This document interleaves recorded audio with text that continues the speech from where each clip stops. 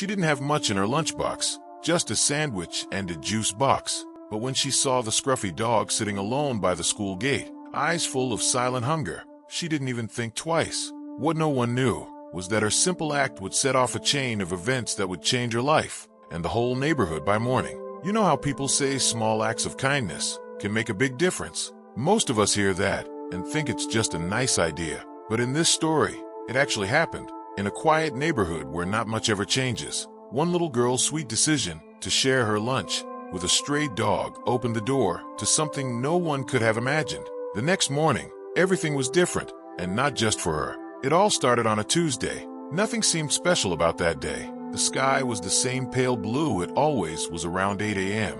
The buses drove by, parents waved goodbye, and backpacks bounced against little shoulders as children shuffled into Westfield Elementary School. Among those kids was Sophie Lane, a soft-spoken 7-year-old with freckles on her cheeks and mismatched socks, something she wore proudly, as if it was a fashion statement only she truly understood. Sophie wasn't the loudest in class or the best at kickball, but she noticed things most kids didn't, like how Mrs. Weaver's smile got smaller when the rain came, or how birds seemed to argue with each other in the trees before school started. That morning, Sophie had packed her own lunch for the first time. 2 slices of white bread, a single piece of ham, and just a smear of mayo, cut into a triangle because triangles taste better, she always said. She wrapped it in foil, tucked it carefully next to her great juice box, and zipped her faded unicorn lunchbox shut. She didn't expect anything unusual to happen. She was more focused on whether her math homework was still crumpled in the bottom of her backpack. But as she walked past the school gate, something made her stop. It was the stillness. Just beside the fence, lying low to the ground as if trying not to be noticed, was a dog. Not a big one, not small either, just tired looking. Its fur was a patchy mix of brown and gray, matted in places, with what looked like old leaves tangled near its tail. It didn't bark, it didn't growl, it didn't even move much. It just looked up at her, and that look, those deep amber eyes, made Sophie freeze. Not from fear, from something else, a kind of silent sadness that hit her in the chest. No one else noticed the dog. Kids rushed past, parents were honking, teachers waving students along. But Sophie stood there watching it. The dog's ribs were visible. That much was clear even from a few feet away. Its nose twitched slightly at the scent of food all around. Lunches in backpacks, breakfast crumbs on fingers. But it stayed where it was, as if it knew it wasn't supposed to be there. As if life had already taught it not to ask for anything anymore. Sophie took a step closer. The dog flinched. She stopped, slowly, carefully. She crouched down, opened her lunchbox, and took out the sandwich. The one she'd made herself, the one she was looking forward to. She hesitated for just a moment, not because she didn't want to give it away, but because it suddenly felt like the only thing in the world that mattered. She peeled back the foil and gently slid it toward the dog, inch by inch, not saying a word. And the dog, after a few seconds that felt like forever, it stretched its neck forward, sniffed cautiously, and very slowly pulled the sandwich closer with its paw. Then it began to eat. Not like a dog devouring food out of excitement. No, like one who'd been hungry for days, but didn't want to hope too much, in case it was just a dream. Sophie sat there, just watching, her small legs tucked beneath her, her lunchbox sitting open next to her feet. She didn't pet the dog. She didn't try to talk to it. She just stayed. 10 minutes later, the school bell rang. Sophie stood up, dusted off her knees, and looked back. The dog had vanished. That night at home, Sophie told her mom about the dog. Mrs. Lane was busy boiling pasta, checking her emails on her phone, and helping Sophie's older brother untangle his shoelaces from the vacuum cord. She smiled distractedly. "That's sweet, honey, but you have to be careful around stray animals, okay?" Sophie nodded, but she knew what she saw. That dog wasn't dangerous, just forgotten. She looked out the window before going to bed, wondering where it had gone, if it was still hungry, if it had a name, if it had ever belonged to someone. The next morning came like any other. But something had changed. Sophie stepped outside, backpack slung over her shoulder, and there, right by the front gate of their yard, was the same dog, sitting, waiting, its head tilted slightly, tail giving the smallest wag, as if to say, "Hi, I didn't forget you." Sophie gasped so loud her brother came running out, thinking she'd seen a snake or something. "No way," he said. "That the same one?" Sophie nodded slowly, eyes wide. The dog didn't move toward them. It just stayed near the gate, respectful but hopeful. Sophie's mom, now noticing the commotion, peeked through the door. She was surprised too. "Is that the dog you fed yesterday?" "Yeah," Sophie whispered. "He found me." And that's where things started to shift. At first, it was small things. The dog began showing up every morning, always near Sophie's house, always waiting by the sidewalk. He never barked, never chased cars, just watched the house calmly until Sophie came out and then quietly followed her to school from a distance. It became a routine. Neighbors began noticing. "Whose dog is that?" they'd ask. "Why does he just sit there so patiently? Why does he follow that little girl every day like he's guarding her?" And Sophie, she began saving part of her breakfast just for him. A piece of toast, some cheese, even a boiled egg once. Every day, she'd give him something small, and he'd take it gently, gratefully, like a promise between two souls. She named him Patch because of a strange little white spot on his left ear, but no collar, no tag. No one knew where Patch came from, and strangely enough, no one had seen him before that one morning outside the school. Where had he come from? Why Sophie? Why now? Some people in the neighborhood started to get a little curious and a little uneasy. At first, they thought it was cute, that little stray dog walking with Sophie. "It's like something from a movie," one neighbor said. But after the first week, when Patch didn't leave, when he started sitting in front of Sophie's gate even before dawn, people began whispering, "Do you think it's safe? Should someone call animal control? Maybe it's sick." But nothing about Patch's behavior was threatening. In fact, he never stepped foot inside anyone's yard, never barked, never chased after a cat, or even sniffed at trash bins. He just waited for Sophie. Every morning, rain or shine, even when it poured one Thursday morning, and Sophie's mom told her she'd be driving her to school, Patch sat there, soaked, but still watching the door like he was on duty. And when the car pulled away, he trotted behind it, not close enough to be dangerous, just close enough to follow. Sophie started bringing an old towel with her every morning to dry him off. She didn't tell anyone, not her teacher, not her friends, not even her mom, who was too busy trying to juggle work meetings and PTA bake sales, to notice the little towel missing from the linen closet. It wasn't just about food anymore. Patch had become something else to Sophie, something deeper, something silent and strong, a protector. But then something strange happened. Mrs. Lane, Sophie's mom, got a phone call from the school. "Hi, Mrs. Lane, it's Principal Darnell. Nothing urgent. Sophie's perfectly fine, but we've been getting reports from teachers and parents about a dog."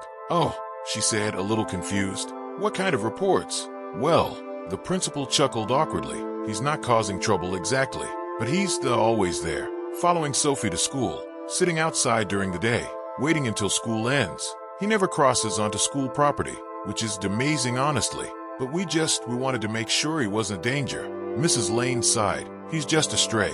We've been meaning to call the shelter, but he seems harmless." "Yes, he does. But today, a couple of parents mentioned it again, and one child cried because she said the dog was haunting the sidewalk like a ghost." That made Mrs. Lane pause. A ghost. When she picked Sophie up that day, she asked her gently, "Sweetie, do you know why Patch follows you like that?" Sophie shrugged. "Because I gave him food, I guess." Her mom waited for her to say more, but Sophie didn't, because she didn't know why.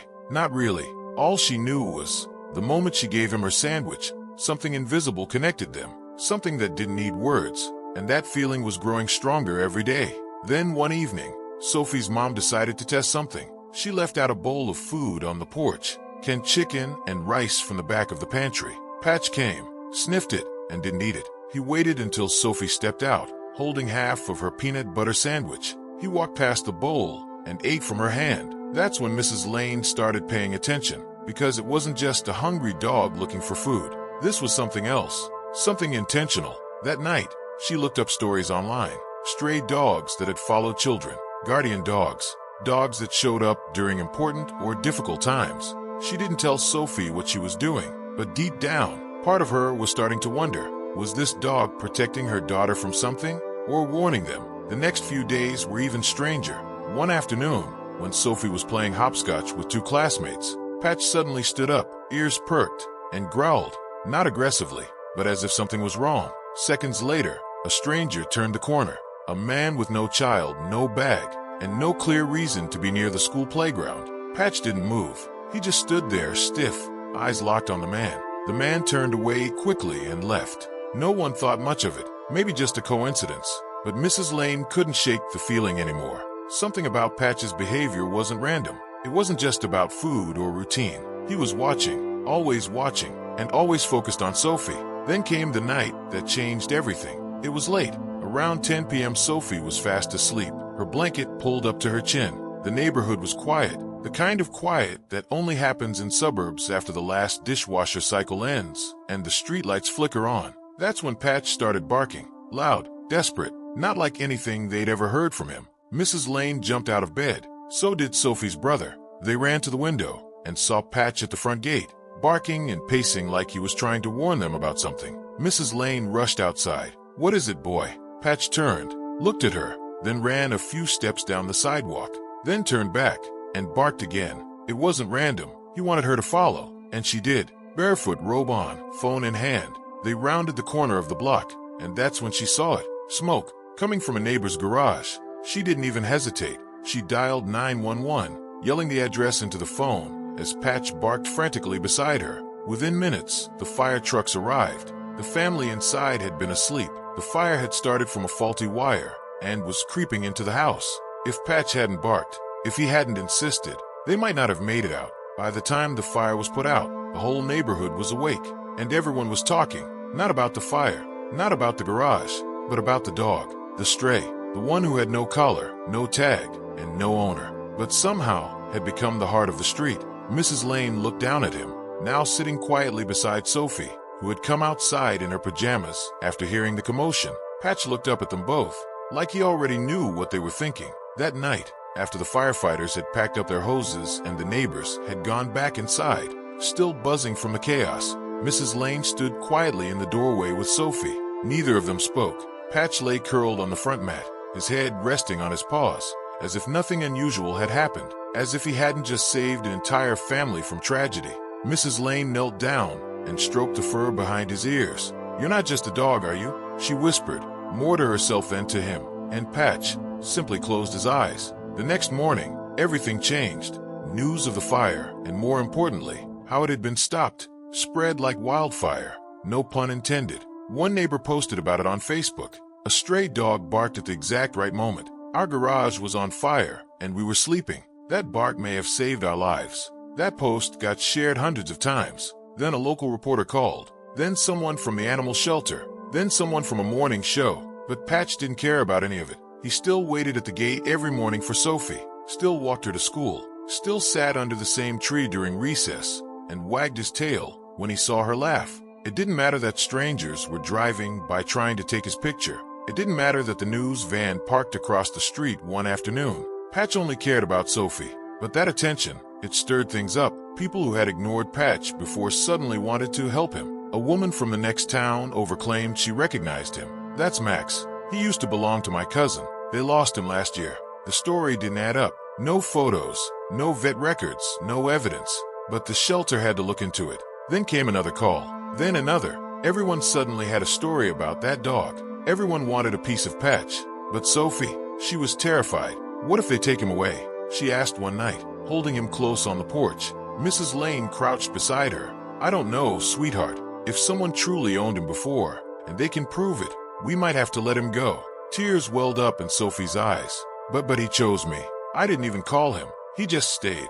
Mrs. Lane didn't know what to say, because Sophie was right. Patch hadn't been dragged there. He hadn't been lured with treats. He had come on his own, and stayed on his own, and risked everything for a little girl who offered him half a sandwich. A few days later, a man showed up in a truck with a kennel in the back, said he worked for a rescue center, said he was just there to take Patch for a checkup. But when he tried to leash Patch, something happened. Patch stepped in front of Sophie and growled, low and deep. He didn't bite, he didn't bark, just growled, protectively. The man took a step back, and Mrs. Lane stood her ground. "If you're going to take him," she said firmly, "you need to show me paperwork. Call animal control. Do this the right way. Until then, he's staying here." The man left without another word, and Patch, he lay back down, right at Sophie's feet. That night, Sophie made a decision. She got a pencil and her notebook, the one she used for her daydreams and doodles, and she wrote something at the top of the page. "Reasons why Patch belongs with me." She filled that page. Then the next one. Then two more. 4 pages, front and back. She didn't write about the sandwich. She didn't talk about saving the family from the fire. Instead, she wrote about little things. How Patch never walked ahead of her, always beside her. How he nudged her hand gently when she was sad. How he didn't chase squirrels or bark at mailmen. How he just listened, like he understood, like he saw her. The next day, she handed those pages to her teacher, who passed them to the principal, who passed them to a local reporter. 2 days later, they were printed in the community newspaper under the headline, "A Girl's Letter to Keep Her Best Friend." The article touched hearts everywhere. Messages started pouring in. One vet offered to examine Patch for free. Another rescue offered to microchip and register him in Sophie's name. An old man from across the country mailed a leash and collar with a note that read, "Some dogs choose us, and when they do, we better listen." That quote would later be framed and hung in Sophie's living room, right above a photograph of her and Patch. But the story wasn't over. Not yet, because something even more unexpected was about to happen. Something no one, not Sophie, not her mom, not even Patch, could have seen coming. And it all started with a knock at the door. One soft knock, one stranger, and a truth that would change everything. There was a knock at the door. It wasn't loud, not urgent, just soft, as if the person on the other side wasn't sure they should be there at all. Sophie and Mrs. Lane had just finished breakfast. Patch was curled up by the window, soaking in the warm sunlight that painted the floor in golden stripes. Sophie opened the door slowly. On the porch stood an elderly woman. She had gray hair tied in a loose bun and held a small purse in one hand. Her eyes, however, those were what Sophie noticed first. They were soft but heavy, like she'd seen things, lost things. She smiled gently. "Hi there, sweetheart," she said. "Is your mother home?" Sophie called for Mrs. Lane. Patch, still lying by the window, lifted his head. His ears twitched, and then slowly he stood, walked to the door, and stopped. The woman's eyes widened when she saw him. For a second, she didn't move. Then, trembling, she stepped closer. "Buddy." The name fell from her lips like a question. Patch tilted his head. Sophie looked between them, confused. Mrs. Lane finally stepped in, her voice cautious. "Can we help you, ma'am?" The woman swallowed hard. "I think that might be my dog." The words hung there, heavy and uncomfortable. Sophie's heart dropped. Patch didn't move. He just stood there, quietly watching the woman, not wagging his tail, not baring his teeth, just watching. The woman took a step forward and slowly knelt down. "I lost him over a year ago," she whispered. "His name was Buddy. We used to live 2 towns over, but after my husband died, I had to move. Everything happened so fast. Buddy got out during the move. I looked everywhere, posted signs, called shelters. Nothing." She paused to wipe her eyes. "I thought he was gone forever." Mrs. Lane remained still. Sophie stood frozen, and Patch, he didn't move closer, didn't retreat either, just stared, like he was remembering something. The woman reached into her purse and pulled out an old photograph. It was worn and folded, but when Mrs. Lane unfolded it, the resemblance was unmistakable. There, beside the woman's late husband, sat a younger Patch, smaller, ears perked, same piercing eyes, same dog, or at least it sure looked that way. Sophie felt her throat tighten. "But he's mine," she said, voice barely a whisper. "I didn't take him. He chose me." The woman nodded gently. "I believe you, and I'm not here to take him away from you. I needed to see if it was really him." Mrs. Lane gestured for her to come inside. They sat in the kitchen, while Sophie sat on the floor beside Patch, running her fingers through his fur. "I used to walk him every evening," the woman said, her voice distant, dreamy. "He'd sit by the porch and wait for my husband to come home after Ed passed. Buddy was the only reason I got out of bed most days. But when we lost him, it felt like losing Ed all over again." Mrs. Lane poured tea. "I'm so sorry, really, but you can see what he means to Sophie now." The woman smiled softly. "I can. That's why I'm not here to fight. I just wanted to say goodbye." Sophie's tears came before she could stop them. "But you don't have to go. You can come visit him. Maybe he remembers you. Maybe he can be both ours." Patch looked up at her. Then slowly, he walked over to the woman and placed his head on her knee.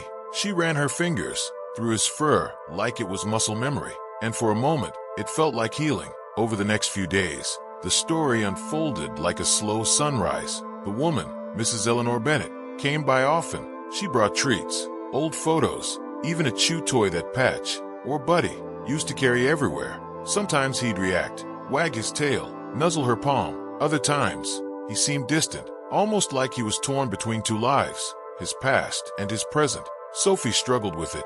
She wasn't selfish. She didn't want to take him away from someone who had loved him. But she was scared of losing him, scared of waking up and finding him gone. Mrs. Lane noticed. One night, she sat with Sophie on the porch. "You know, love, she said. Sometimes we don't get to keep what we love most, but if it finds its way back to us, that means something. Sophie wiped her eyes. But what if he goes back to her? What if I'm just a stop along the way? Mrs. Lane pulled her close. Then you gave him the love he needed when he needed it most. And that's more powerful than you know. But fate had other plans. A week later, Patch stopped eating. He wasn't sick, at least not visibly, but he wouldn't touch his food. He didn't walk to school with Sophie, didn't bark at passing cars, just sat there, like something inside him had dimmed. They took him to the vet. Blood work, scans. Everything came back normal. He's physically fine, the vet said, but emotionally, he might be depressed. Depressed? Sophie didn't understand. He's got a home, a family. He's safe now. The vet looked her in the eye. Sometimes dogs carry grief, just like people. If he lost someone he loved deeply, that pain doesn't just vanish. And that's when it clicked. Mrs. Bennet, her husband, the old porch, the routine. Patch had lost more than one home. Sophie sat with Patch that night. She showed him drawings she'd made of the two of them. She told him stories, sang to him, even read out loud from her favorite book. And when she was done, she whispered, "I love you, Patch. If you need to go, it's okay." Her voice cracked. Her chest hurt, but she meant it. The next morning, Patch wasn't at the door. Panic gripped Sophie instantly. She ran through the house, checked the yard, called his name. Nothing. Then a neighbor shouted from across the street, "He's headed down Maple, toward the church." Sophie bolted, barefoot, no jacket, just her and her racing heartbeat. She found him sitting on Mrs. Bennet's porch, staring at the empty rocking chair. Sophie didn't call out. She just sat beside him, and after a while, he laid his head in her lap. That's when she knew. He didn't want to leave her, but he did want closure. Over the next few days, something remarkable happened. Mrs. Bennet and Sophie started seeing each other more. They walked Patch together, shared stories, laughed about the funny habits he still had. One day, Mrs. Bennet handed Sophie a small leather collar. It was old, but cleaned and polished. "It's his. I think he'd want you to have it now." Sophie's hands trembled as she buckled it around Patch's neck. He didn't flinch, didn't resist. He wagged his tail. From then on, Patch had two homes, one heart and two hands. He'd spend his mornings with Sophie, walking her to school, waiting under the tree. In the afternoons, he'd sometimes wander to Mrs. Bennet's, nap on the old porch, watch the wind stir the leaves. And every evening, he came home, back to Sophie, back to where his new life had begun. One afternoon, while watching him sleep, Sophie asked Mrs. Lane, "Do you think dogs remember everything?" Mrs. Lane smiled. "Not everything, but they remember love, and who gave it to them when they needed it most." That answer stayed with Sophie forever, because what had started as a simple sandwich, one tiny act of kindness, had turned into something deeper, something lasting, a bond between hearts, a healing of wounds, both old and new, and a reminder that sometimes the smallest moments leave the biggest marks. The morning sun rose slowly over Maple Street, casting long, golden rays across the sidewalk where it had all begun. But something felt different that day. As Ava and her mother stepped outside, headed toward school, there was a quietness in the air that was almost expectant. Not eerie, just still, as if the world itself was holding its breath, waiting. Then they saw it. Parked right in front of their house was a white van with blue and gold lettering that read, "Golden Paws Rescue Foundation." Ava stopped mid-step. Beside the van stood a woman holding a leash, and on the other end of that leash, it was the dog. But he didn't look like the same ragged, broken animal Ava had fed just a day ago. He had been cleaned up, his fur gently brushed and trimmed. A soft blue bandana was tied around his neck, but his eyes, those deep, soulful eyes, locked with Ava's, and in that one glance she knew it was him, the same dog, her dog. Ava dropped her backpack and ran. The dog broke free from the gentle grip of the leash and bolted toward her, tail wagging furiously, paws thudding against the concrete. In a whirlwind of fur and giggles, he leapt into her arms, licking her face with wild joy. It was like watching a reunion between two old friends, like they had known each other forever. The woman from the rescue smiled softly. "We've been looking for him for weeks," she said to Ava's mom. "He's been wandering from town to town. Someone must have dumped him. We were just about to give up hope. But yesterday, we got a call from a local who saw him with a little girl, and the way he acted around her, we knew he had to come." Ava was still hugging the dog, now seated happily beside her on the grass like he belonged there, because in that moment he did. "What's his name?" Ava asked, looking up. The woman knelt down and pointed to the bandana. "It says it right here, Hero. He used to be a therapy dog, visited hospitals, kids and shelters, until his owner passed away. and he ended up on the streets. Hero. The name made Ava smile. It fit him perfectly. The woman continued, "We were planning to take him back to the shelter for an adoption event, but well, after seeing how he is with your daughter, maybe there's another option." Ava's mom blinked in surprise. "Are you saying?" "I'm saying," the woman replied with a knowing smile. "Sometimes the dog chooses the person, and yesterday, this dog made his choice." Tears welled up in Ava's eyes as her mother looked down at her. There was hesitation, uncertainty. Taking care of a dog was a big responsibility, but looking at the two of them together, how Hero leaned his head against Ava's shoulder like he'd finally found home, there really was no question. They said yes. In the days that followed, Hero became more than just a dog in Ava's life. He became a protector, a best friend, a silent guardian who seemed to understand far more than he let on. At school, Ava's story quickly spread. Kids who had once passed by strays without a second glance now carried snacks in their pockets, just in case. Some even began visiting shelters with their parents, hoping to find their own hero. But it wasn't just the kids who changed. Neighbors who had lived side by side for years, without truly knowing each other, began to talk. Some offered to help Ava's mom with dog food or walk Hero when she was busy. Others shared stories of animals they'd once loved and lost. Conversations that had never happened before, smiles that had never been shared, began to bloom, all because of one sandwich, one act of kindness. Ava had never imagined that giving away her lunch could lead to something so big. But sometimes, it's the smallest gestures that carry the most weight. Hero seemed to understand this, too. At night, as the streetlights glowed softly outside and the world quieted down, he would curl up at the foot of Ava's bed, eyes watchful, tail gently wagging. He had found his home, not just in a house, but in the hearts of everyone who had the chance to meet him. And every so often, Ava would look at him and whisper, "Thank you for finding me." Because deep down she knew, she may have saved Hero with a sandwich, but he saved her in 100 other ways. If you believe in the power of small acts of kindness, don't forget to like this video and subscribe for more heartwarming stories like Heroes.